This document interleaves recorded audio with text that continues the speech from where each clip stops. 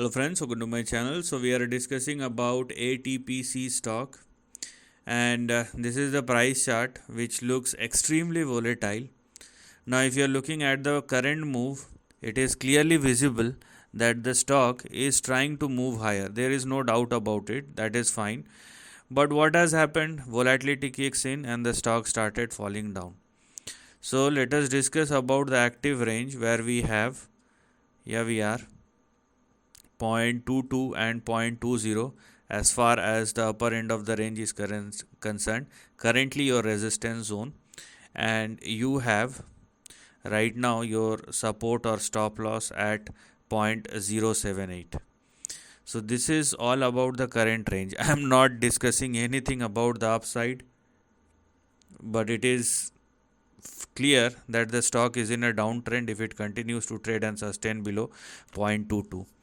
Anyways, if you can, then leave this range or leave this trend for the time being, because there is nothing which is very I would say strong as far as the indication is concerned. If you want to understand the trend, if you have entered into this kind of stock, you better be aware about the consequences, because there is no stability. And if the stock continues to trade and sustain within this range, then it is uncertainty, nothing more, nothing less. Below 0.078 downside will start again. And yes, if in case the stock surpasses 0.22, there is still some hope.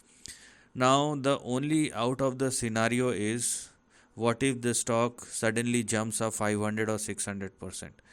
That is a fair possibility. That may happen. But when will it happen? Whether it will happen or not? If it happens, whether it will sustain or not?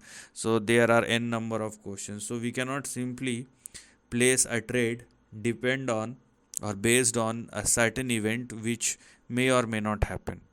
Looking at what is practical or what one can see on the screen is an extremely volatile trend, and the stock even tried to move higher but does not get any kind of success. It rather started falling down. So all these things are happening as far as ATPC stock is concerned. And if you don't want to participate in extremely volatile or high volatile trade, or if you don't know how to manage volatility, it is better to stay out of it unless the stock either, I would say, stabilizes or shows us some strength. So this is the end of the video. Thanks for watching.